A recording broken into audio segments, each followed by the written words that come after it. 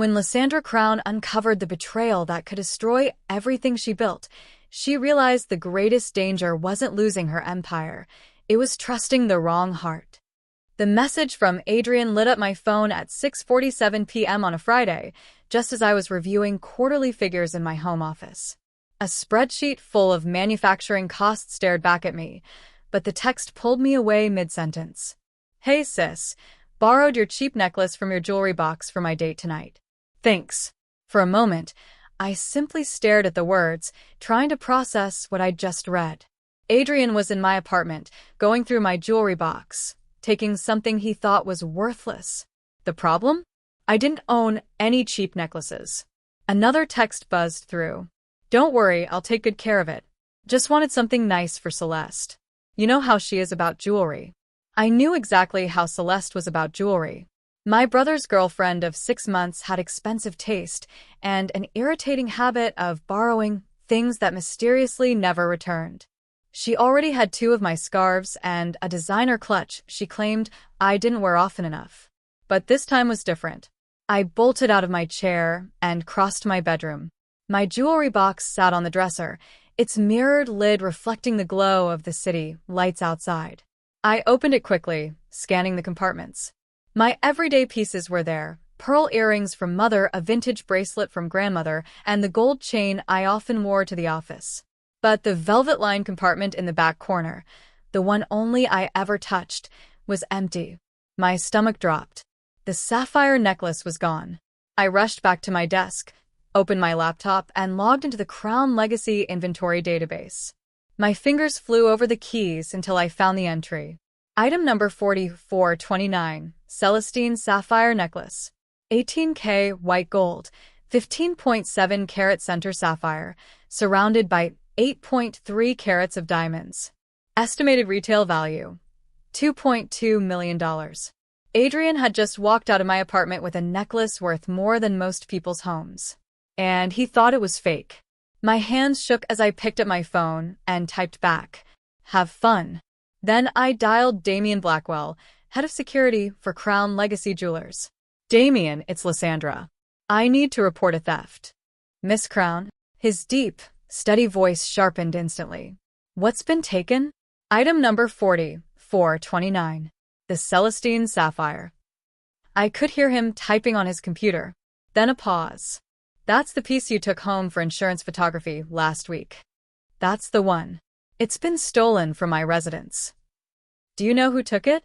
I glanced at Adrian's cheerful message, complete with a smug little emoji. My chest tightened. "Yes. My brother." "Your brother?" Damien's tone was carefully measured. "Miss Crown, are you certain you want to report this as theft? Family situations can complicate legally." "Damien, that necklace is worth $2.2 million. This isn't a family squabble. It's grand theft." Silence. Then his clipped reply, "Understood." "Where is he now?" I forwarded Adrian's earlier message, mentioning his dinner plans. La Vie and Bistro. 7th o'clock reservation. "He's probably just sitting down. I'll contact Detective Marcus Hale and have LAPD units dispatched immediately. Do you wish to press full charges?" I hesitated only a moment, staring at Adrian's casual assumption that my possessions were nothing more than costume trinkets he could parade around to impress Celeste. "Yes, Damien. Full charges. Treat this as you would any other $2 million theft." "Copy that. I'll update you when we have him in custody." I hung up and let my phone slip onto the desk, my pulse hammering. The quarterly reports stared up at me, blurred and meaningless now. Adrian thought I worked at a jewelry store, that I was some underpaid sales clerk with a modest apartment. He had never asked how I afforded this loft, or why the name Crown Legacy matched ours. If he had asked, he might have known that the company was mine, that I had inherited it from our grandfather, Edmund Crown, at 25. For the last 8 years, I had built it into one of the West Coast's most prestigious jewelry houses. If he had asked, he might have realized that the so-called cheap necklace he had stolen was one of our crown jewels, requiring armored transport and million-dollar insurance policies. Instead, he hadn't asked anything at all. And now, my brother was about to learn the cost of his ignorance. The call came barely 20 minutes later. Miss Crown? The voice on the other end was calm, professional, but edged with curiosity. This is Detective Marcus Hale, LAPD. We have your brother in custody. Relief and dread tangled in my chest. That was fast. Well, Hale said dryly, it's not every night we receive a call about a stolen $2.2 million necklace. We prioritize this one. A wry laugh almost escaped me, but it caught in my throat. What's his condition? Confused, mostly. He keeps insisting the necklace is fake. Says his sister works in retail and couldn't possibly own something of that value. He seems genuinely shocked we arrested him. I pressed a hand to my temple. Of course, Adrian was shocked. He had never bothered to see me for who I truly was. Detective, I said, forcing composure into my voice, I did not give my brother permission to take the necklace. I only learned about it when he texted me to brag. He has no idea what it's worth. There was a pause, as though Hale were weighing my words. You're the owner of Crown Legacy Jewelers, correct? Yes. I inherited it 8 years ago from my grandfather, Edmund. I serve as CEO and creative director. And your brother doesn't know this? No, I admitted quietly. He's never asked, and I've never told him. Why not? Hale's voice was curious, but not unkind. My eyes swept the office walls, the framed covers of Forbes and Luxury Design, the photographs of me with celebrities wearing Crown Legacy creations, the plaques from industry organizations. All the accomplishments I had worked myself ragged for, achievements that Adrian had never once noticed. Because I wanted to know, I said at last, if my family could love me for who I am, not what I own. The experiment didn't go well. Detective Hale was silent for a moment before clearing his throat. Miss Crown, your brother is asking to speak with you. He's shaken. Would you be willing to come down to the precinct? I checked the clock. Nearly 9. Adrian and Celeste's romantic anniversary dinner had ended with flashing lights, police radios, and handcuffs. I'll be there in 30 minutes. The precinct was a whirl of noise and movement. Friday night chaos spilling into every corner. Tourists caught in scams, drunks arguing, weary officers filling out reports. The air smelled of coffee and old paper. Detective Hale met me at his desk. He was mid-40s, trim, with sharp eyes that missed little. His handshake was firm, his expression respectful. Miss Crown, Detective Hale. Your brother is in interview room 2. He's been asking for you since we brought him in. I glanced at the closed door. And his girlfriend? In the lobby, agitated. She's demanding to know why we're treating this so seriously. Apparently, she told other diners the necklace was fake. Of course she did, I muttered. The restaurant staff confirmed your brother was wearing a sapphire piece.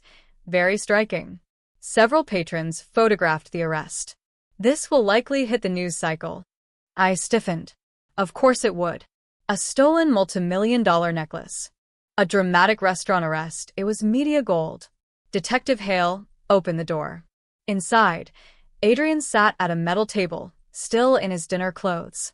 His tie hung crooked, his hands cuffed to the table. He looked smaller than I remembered, younger, like the boy who used to sneak extra cookies from the jar, not the man who had just committed a felony. His head shot up the moment I entered. Lysandra. Thank God. His voice cracked with desperation. Please, tell them this is all a misunderstanding. I slid into the chair across from him, my expression unreadable. What kind of misunderstanding, Adrian? The necklace. They're saying it's worth millions, which is insane. It's just some costume piece you keep in your bedroom. My chest tightened, anger threading through the ache. Why did you think it was costume jewelry? Because you work at a jewelry store. You're not exactly swimming in money, Liz. I figured it was a knockoff you got cheap. Really? My voice was dangerously quiet. What store do I work at, Adrian? He faltered. I don't know. Some boutique downtown. You never talk about it. Have you ever asked? Adrian blinked. Asked what? Where I work. What I do. How do I afford a loft that costs $2,000 a month? How I travel for business.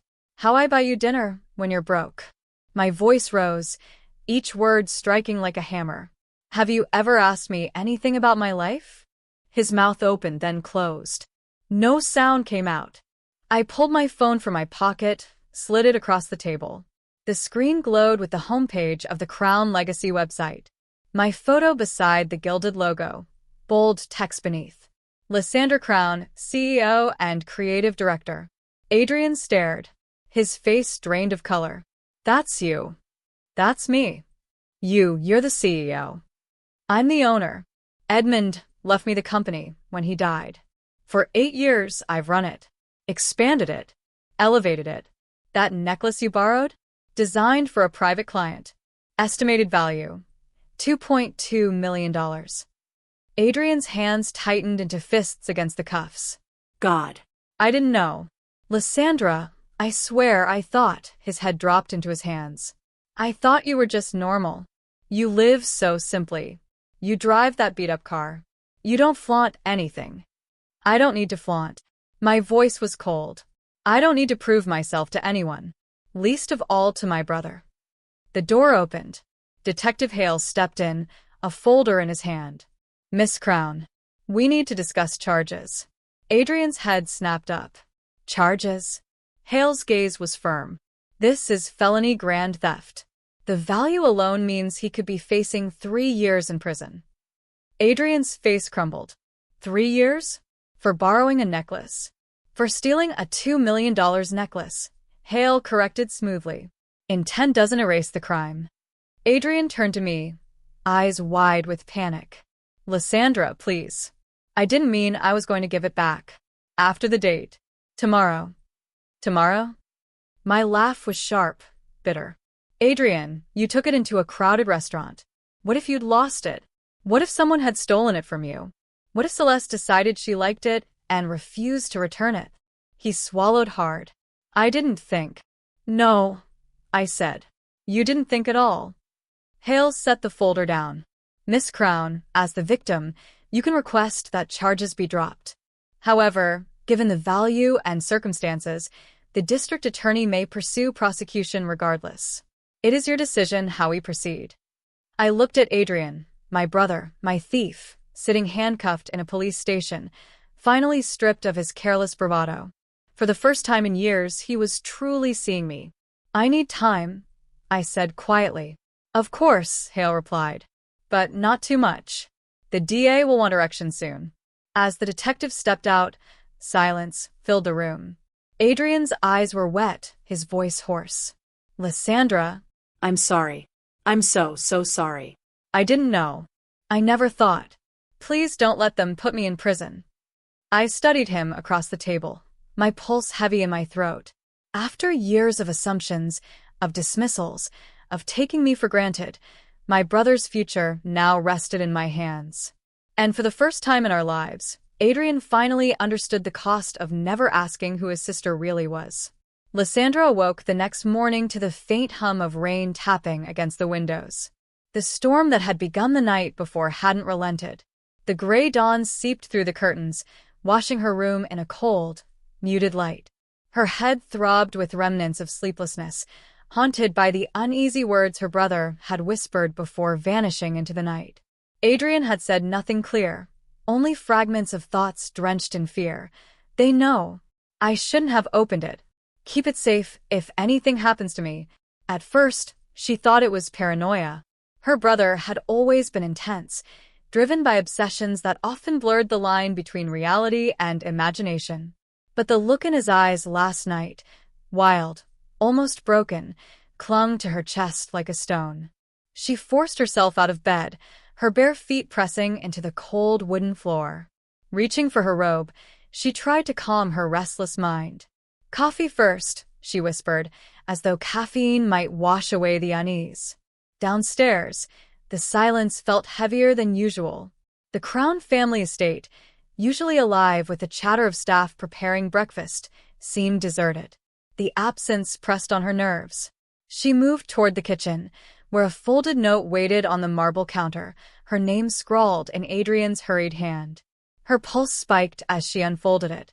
Lysandra, if you're reading this, I might already be gone. Do not look for me. Do not trust anyone, not even those closest to us. I've hidden something that they will kill for. You shouldn't know where, not yet. Stay away from the archives. A. Her hands trembled. Gone? Hidden something? Archives? The last words stabbed her memory. The Crown Estate's archives weren't ordinary. Her family's generations-old records, legal documents, personal journals, and classified correspondences were sealed within those rooms. Very few had access, and Adrian was one of them. Lysandra swallowed hard. The logical part of her screamed to ignore the warning, to call him, demand answers. But her instincts, the same ones that had carried her through cutthroat negotiations and countless boardroom betrayals, told her this was no game of her brother's imagination. Her phone buzzed on the counter, jolting her. An unknown number. She hesitated before answering. Hello. A pause. Then a voice, low and smooth, but laced with something chilling. Miss Crown, you'll want to stop asking questions. Curiosity is dangerous, especially for someone with your family name. Her throat tightened. Who is this? Silence. Then the line went dead. Her hands shook as she lowered the phone. She wanted to believe it was some cruel prank, but deep down, she knew better. Adrian hadn't been paranoid, he had been terrified. And now, whoever they were, they had just made contact. Outside, the storm raged louder, as though the world itself was warning her.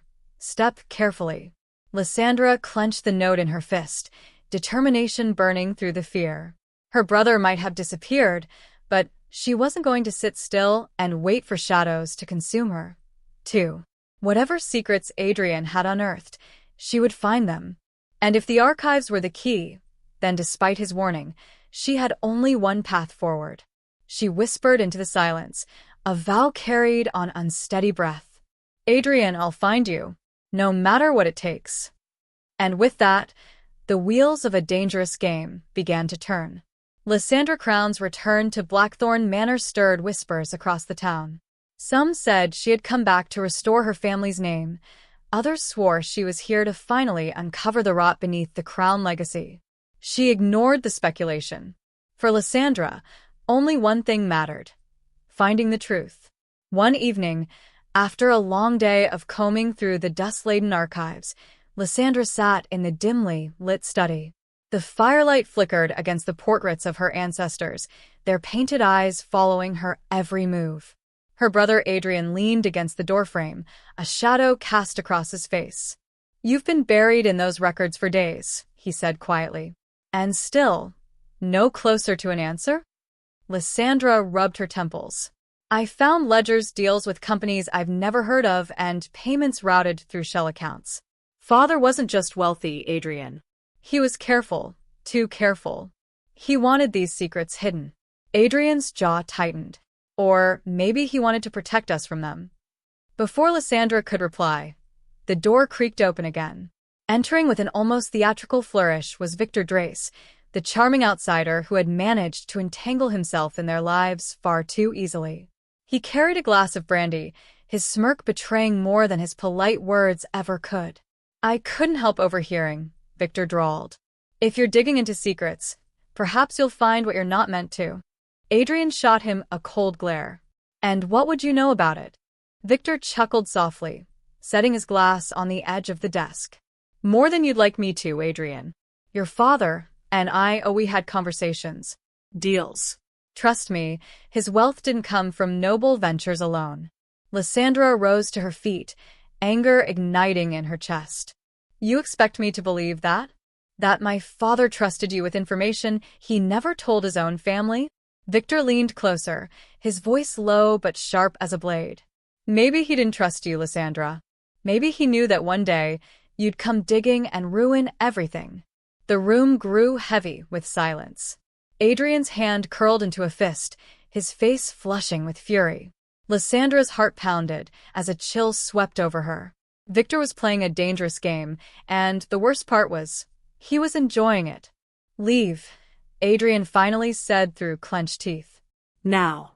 Victor only smiled, collecting his glass and bowing mockingly to Lysandra before striding out, leaving the echo of his footsteps behind. Lysandra exhaled, her hands trembling slightly. He knows something, Adrian. Something he shouldn't.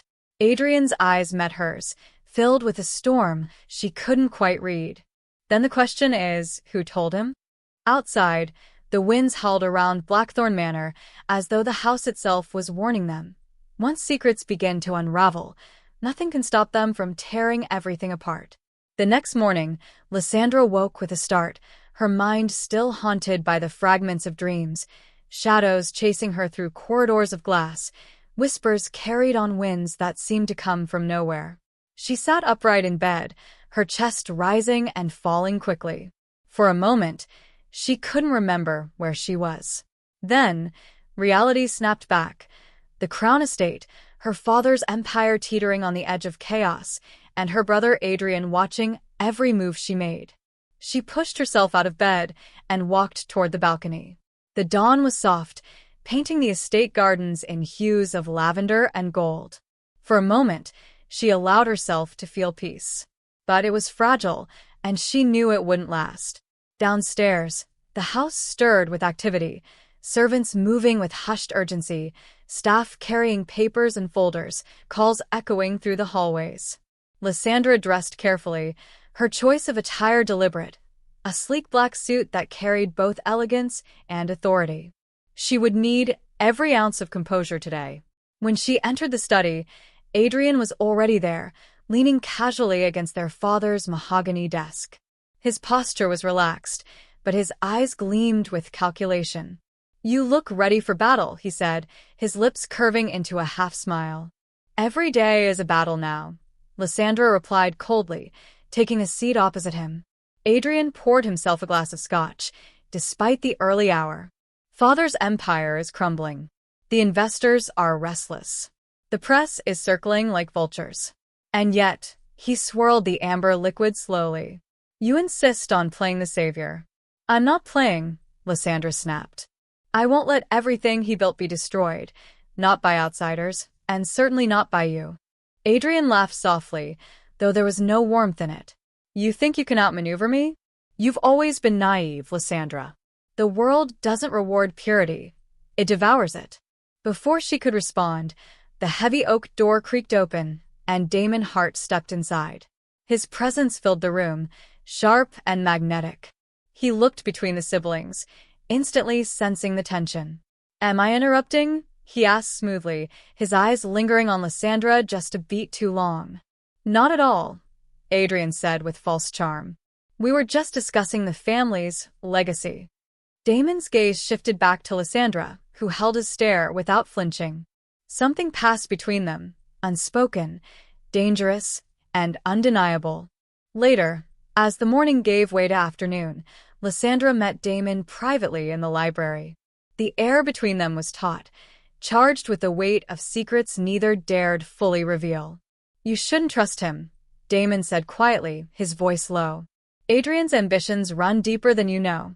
"And why should I trust you?" she asked, her tone sharp but her heart racing. He stepped closer, lowering his voice. "Because, Lysandra, I see the storm that's coming, and you'll need someone who isn't bound by blood ties to stand beside you." Her pulse quickened, though she tried to steady herself. "And what do you want in return?" Damon's eyes flickered with something unreadable, desire, perhaps, or ambition. "Maybe both. For now, nothing more than your trust." Lysandra exhaled slowly, torn between reason and instinct. She wanted to believe him, yet every fiber of her being warned her against it. But in that moment, as sunlight streamed through the tall windows and shadows stretched across the shelves of books, she realized something chilling. It wasn't just Adrian she had to fear. Damon Hart was dangerous too, dangerous in a way that could unravel her completely. And though she knew it, part of her couldn't help but be drawn closer. The air in the grand ballroom felt heavier than the polished chandeliers above. Laughter echoed, champagne glasses clinked, and the melodies of the orchestra danced across the space.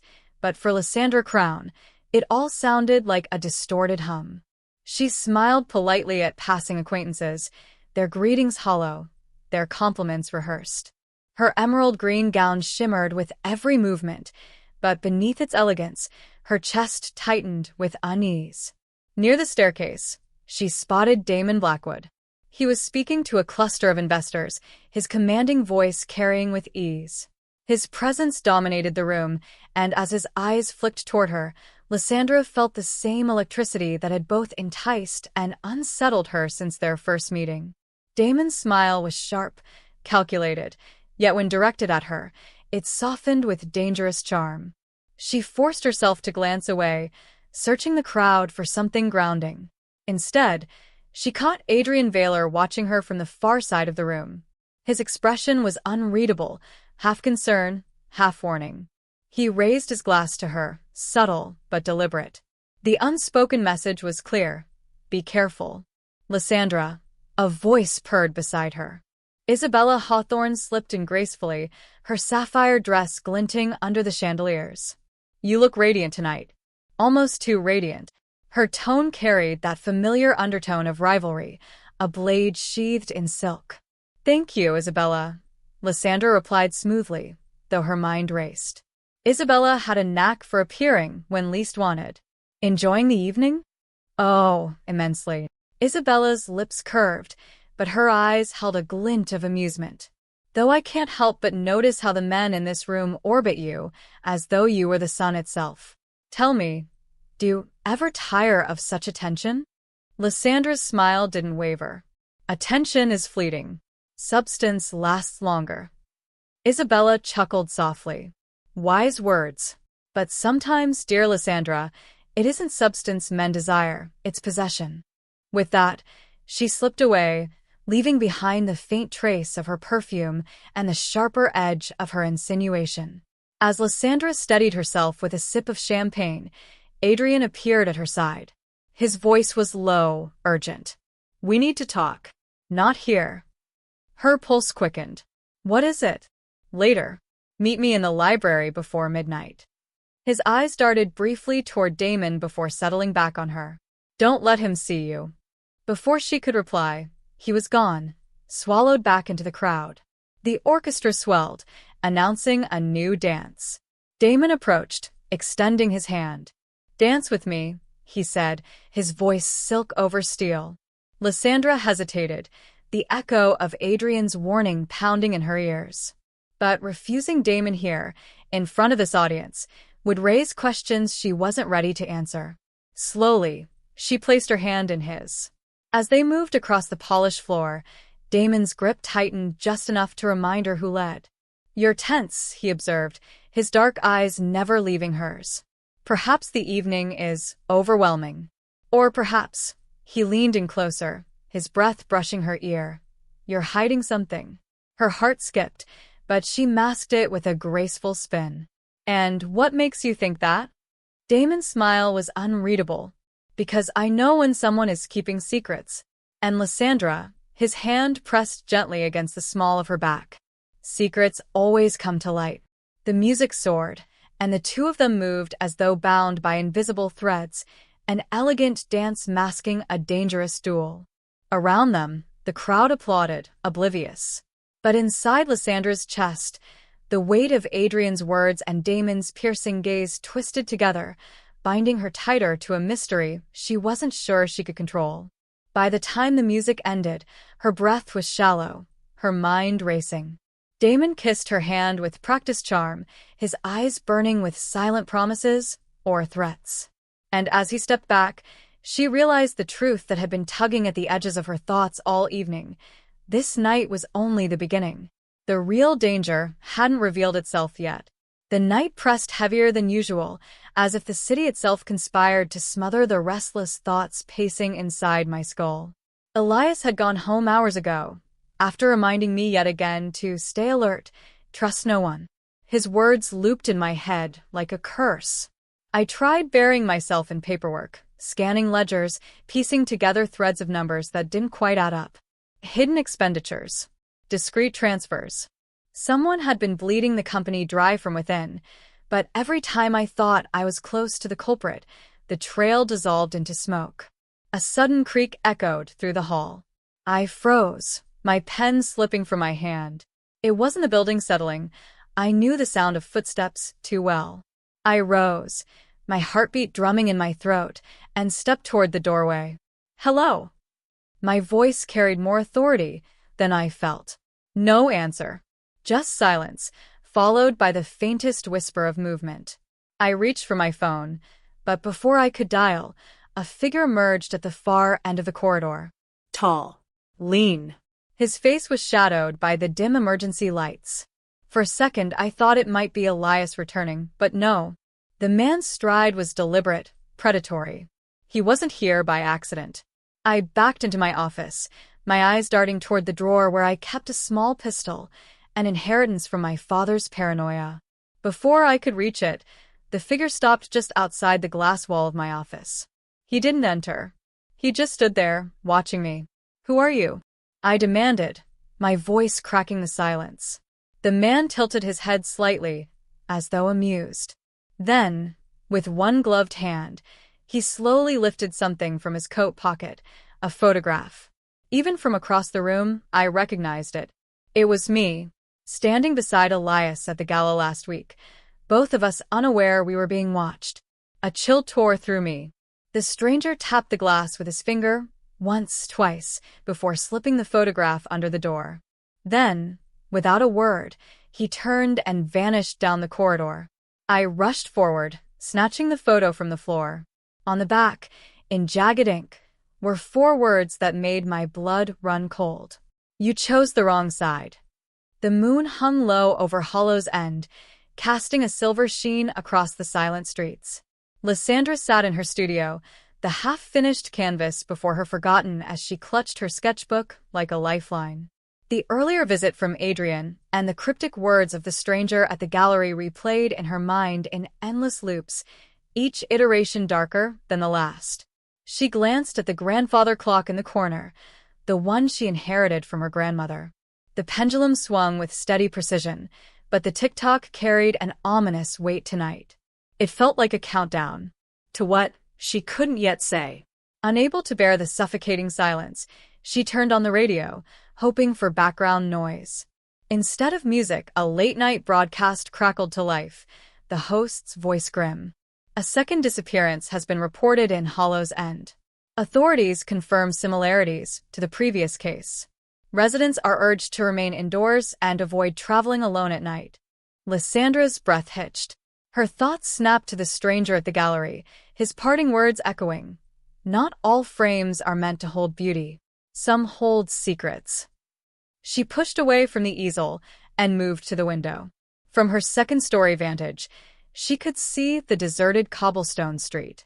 All was quiet, yet her instincts screamed otherwise.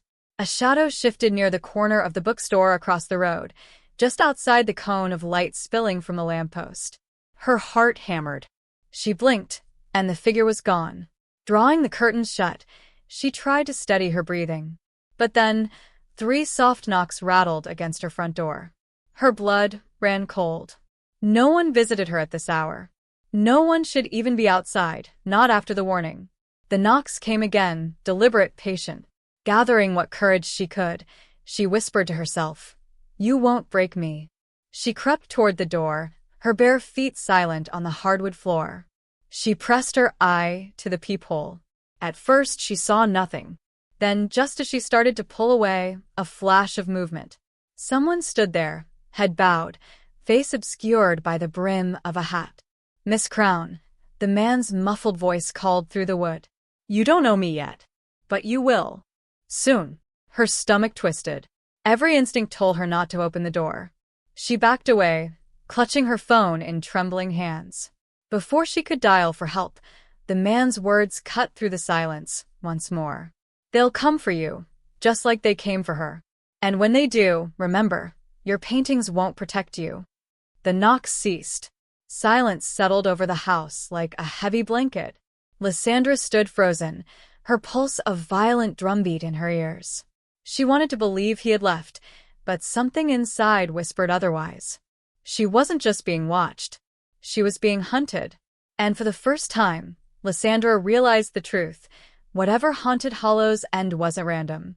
It was tied to her art, to the secrets buried in her family's past. The canvas in the studio suddenly seemed to loom, demanding her return. She turned back toward it, and under the dim light, she saw it had changed. A faint smear of crimson, like blood, streaked across the corner. Her hand trembled as she reached out, fingertips hovering above the paint that she knew she hadn't applied. The voice of her grandmother seemed to whisper in her memory, "Some art is alive, my dear. And alive things always want something." The clock struck midnight, and Lysandra Crown understood that the nightmare had only just begun. The night felt colder than usual, though summer had barely begun.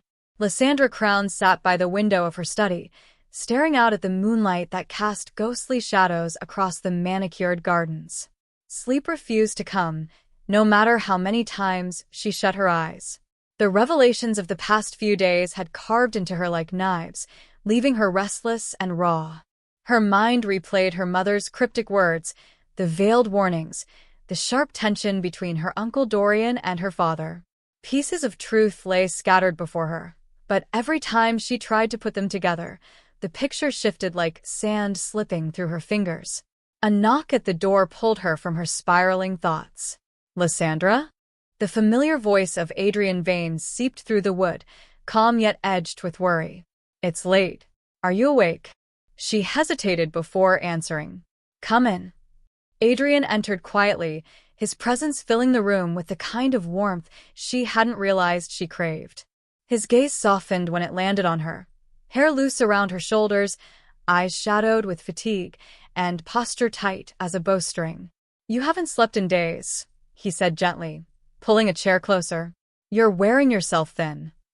"I can't rest," she admitted, pressing her palms together tightly. "Not when I feel like every corner of this house is whispering secrets. Not when I know something is being kept from me."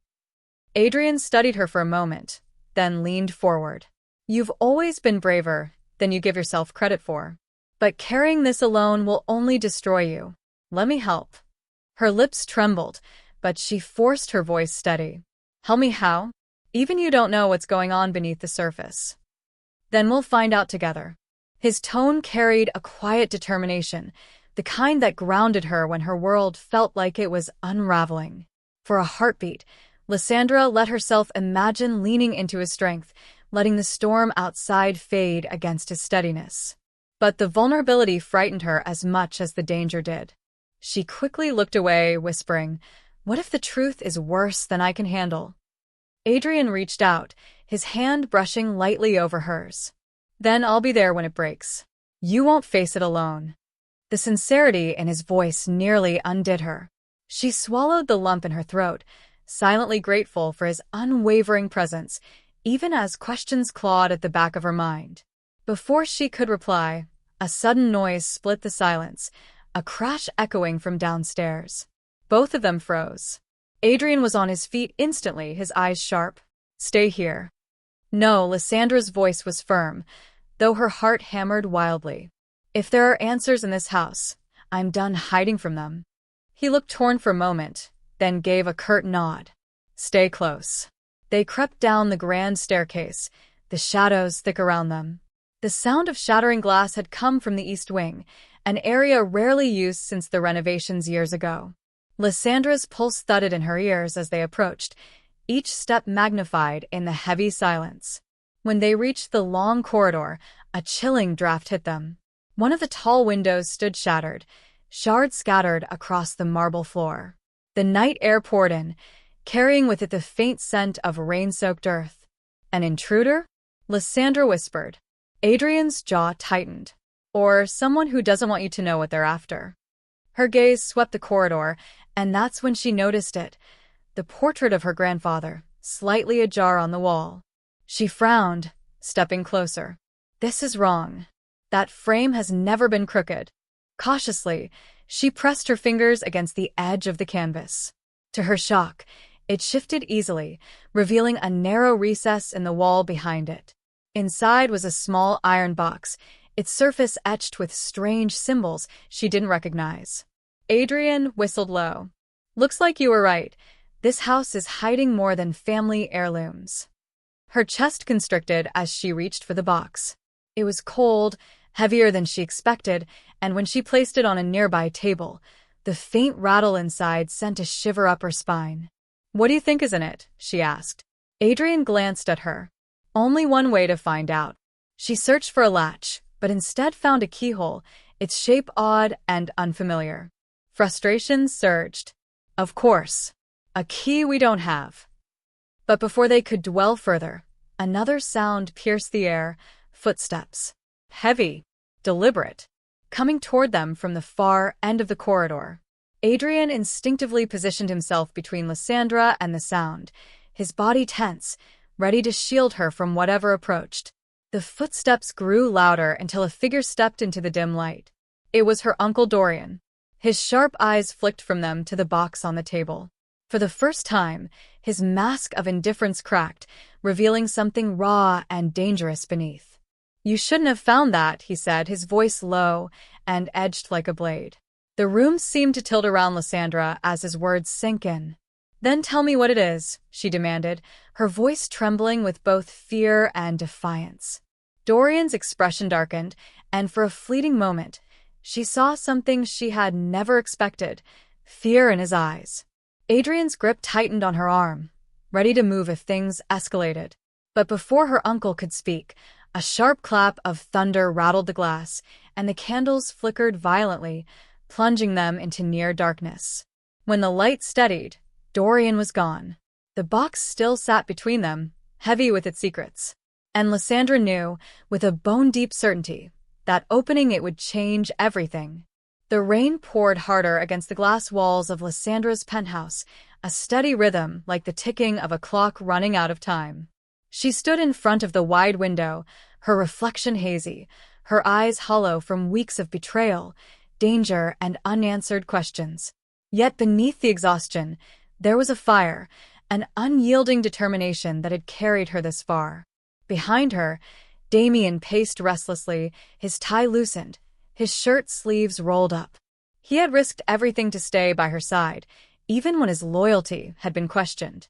He stopped suddenly, watching her with a rare vulnerability in his gaze. "Lysandra," he said quietly, "this is the last step. Once we confront him, there's no turning back. Are you ready for whatever comes?"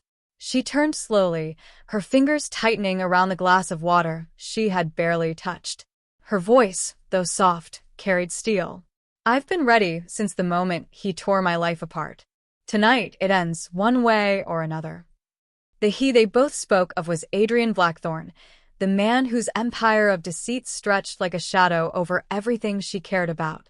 The man who had orchestrated betrayals, staged accidents, and turned people she trusted into pawns.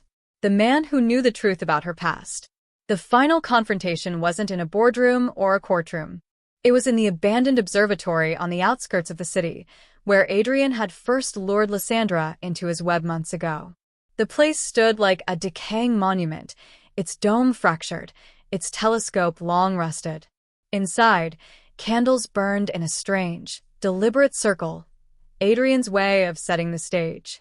Lysandra stepped inside, Damien close behind, the crunch of broken glass beneath their feet echoing like a warning. Adrian's silhouette emerged from the shadows, tall, composed, a faint smirk playing at his lips as though he were greeting old friends rather than adversaries. "Lysandra," Adrian drawled, spreading his arms as if in welcome. "The prodigal returns." She met his gaze unflinching. "You've ruined lives, destroyed families, manipulated everyone around you. And for what? Power? Money? Or was it just to see if you could?" His smirk widened. "You think so small. It was never just about power. It was about control, about shaping destiny. Your destiny, most of all." Her heart clenched, but she refused to let her fear show. "You don't get to decide my destiny,"